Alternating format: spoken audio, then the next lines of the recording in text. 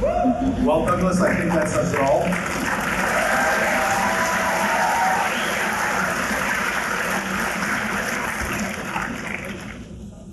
You know, Douglas, you have become, as I mentioned, for Israelis, not just the incredible 3,000 people we have here who are the leadership of understanding what it is that is strong Israel, but for Israelis in general, you have become a symbol over the last year, and many of them really uncovered you on October 7th. And I remember when I was with you just a few weeks after, we went into Gaza from Be'eri, and it was an incredible scene. The soldiers were fighting in Gaza, and they had a few minutes off, and they heard that you were with me, and with their dusty uniforms, they stood in line. Now that was their few hours to sleep, and they just wanted to get a hug from you and a picture with you to send to their family.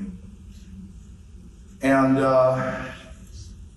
this has come at a price, I think a personal price. You've taken arrows for defending the Jewish people.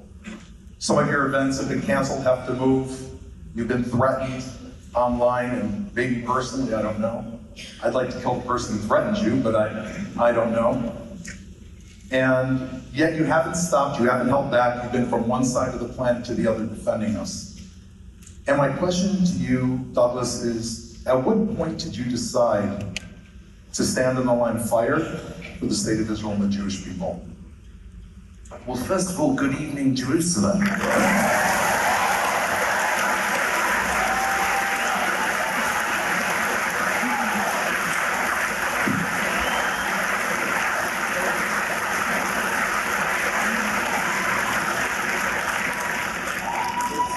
Wonderful to see you all, and thank you so much for turning out. I know there's quite a lot you can do in the evenings here, so we don't take it at all for granted that you've chosen to spend it with us, so thank you.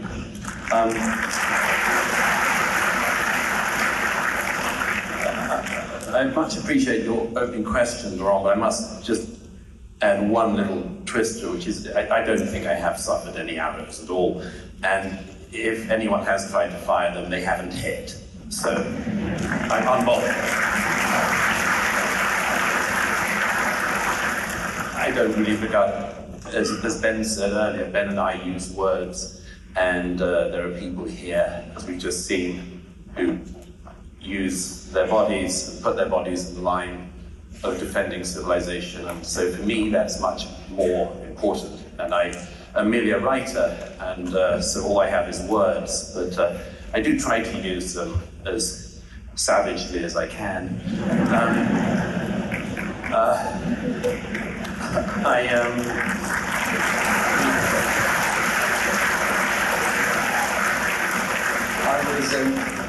I would just say a couple of things. Yes, I mean, I've been a great admirer of this country since I first came here more than 20 years ago.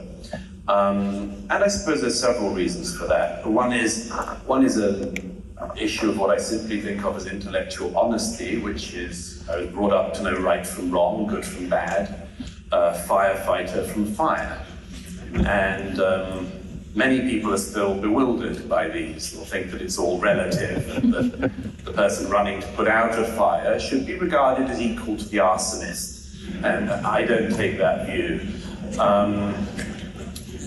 So there's an intellectual issue there.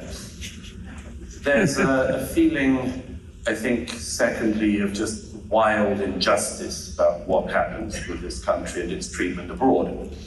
And that is the injustice which I've identified a lot since October 7th of the Jewish nation being the only nation in the world which, when it gets attacked, then gets attacked again, whose victims are not treated with the empathy that they should be, the understanding they should be, and the love that they deserve, but rather, as we've seen too many times in the last year, are treated somehow as people you can still victimize even after they've been made victims. But the third thing, I suppose, is that I also greatly admire this country for not being a victim. Ben referred earlier to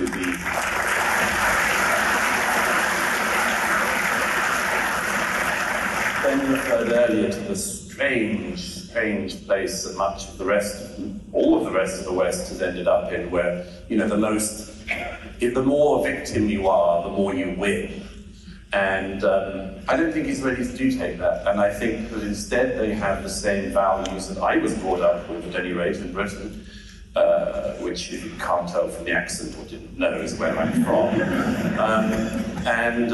I was brought up without that victim mentality. I was brought up in a society like this one that admires courage and admires virtues. And so I see that as being one of the other many things that made me, I suppose, take a strong view about this country.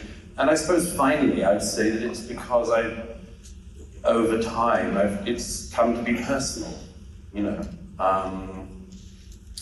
When Doron and I were in Gaza a year ago, actually just reminded you of this backstage, I said to him, well, I mean, I'm British, so we're used to small talk. And I think I said to you, I was going to ask you, do you come here often? But, which is what the late Queen would have asked. Instead, I was diplomatic enough to say, when were you last here? And I remember your answer. You told me you'd been here in 2005, taking family friends from their homes. And that stuck with me. And, you know, over the years in which I've covered conflicts here, but not only conflicts, I also come here on holiday. So I would say to my friends in London and Washington, if you see me queuing for the El Al flight, it doesn't necessarily mean there's war. I might be going for a beach holiday. But over the years I've covered conflicts here. I always think of, you know, the first time I covered a conflict here in 2006, and, you know, I was in the north in Svat when it was being shelled, and the next day there was nothing on the BBC about the shelling of Svat. It was just, you know, Israel bombs Lebanon. I just thought then the wild injustice of that needed correcting. And so I suppose it's my self-appointed task to try to do some of that correcting.